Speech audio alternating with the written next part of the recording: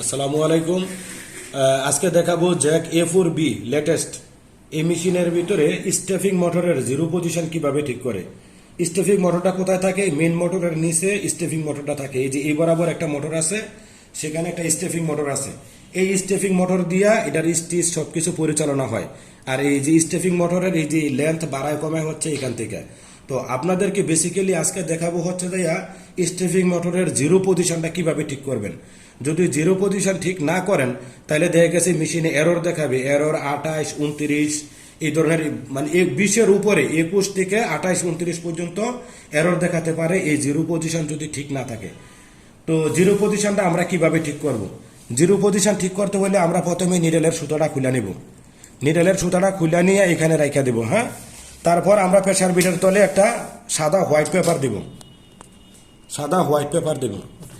হ্যাঁ, সাদা white paper দেব।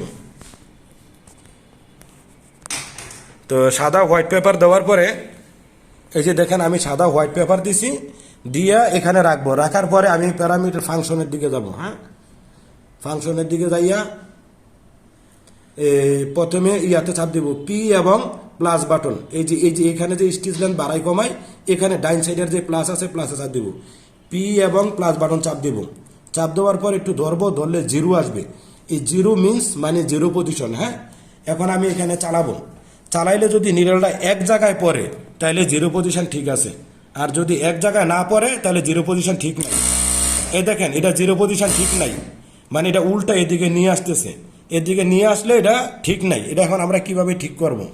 ঠিক করতে হলে আমরা যাবো এখানে, যেহেতু এটা মাইনাস আছে, হ্যাঁ আমরা এটা প্লাস করব। প্লাস এখন 10 করছি। হ্যাঁ, দেখি 10 করার পরে কি হয়। 10 করার পরে আরো বেশি যাচ্ছে। হ্যাঁ, তাহলে আমার কি করতে হবে? আরো মাইনাস করতে হবে।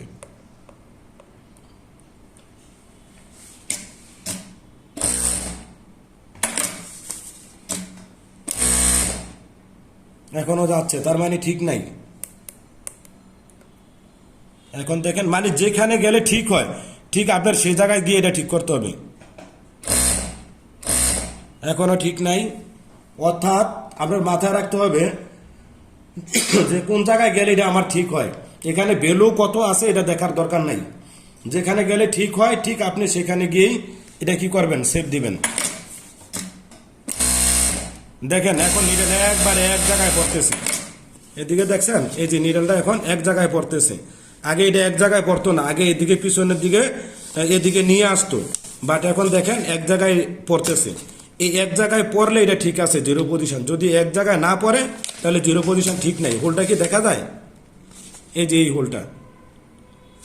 আবার দেখেন, আবার চালাচ্ছি। এই যে কাপড়টা যে আমি দিয়ে রাখছি, অর্থাৎ পেপারটা দিয়ে রাখছি, এটা কোনো দিকে যায় নাই। কোনো দিকে না গেলে এটা ঠিক আছে, যদি যায় তাহলে ঠিক নাই। তাহলে আমরা এটা কোথা থেকে ঠিক করব?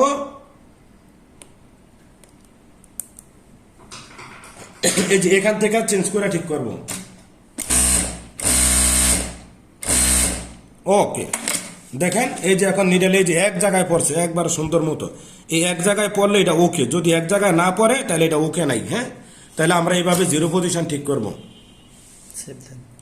ওকে, এই যে সেভ, পি বাটন দিয়ে সেভ দিব, দিয়ে এখান থেকে বেরিয়ে দেব। তাহলে কি আমরা যাবো হলো প্রথম পি এবং প্লাস বাটন। যাওয়ার পরে আমার ভ্যালু এখানে কত আছে তা দেখা দরকার নাই। নিডেল এক জায়গায় যতক্ষণ না পড়বো ততক্ষণ আমি ভ্যালু চেঞ্জ করব। করার পরে দেন পি বাটন দিয়ে সেভ দিব। সেভ দিয়ে ওখান থেকে বেরিয়ে দেবো।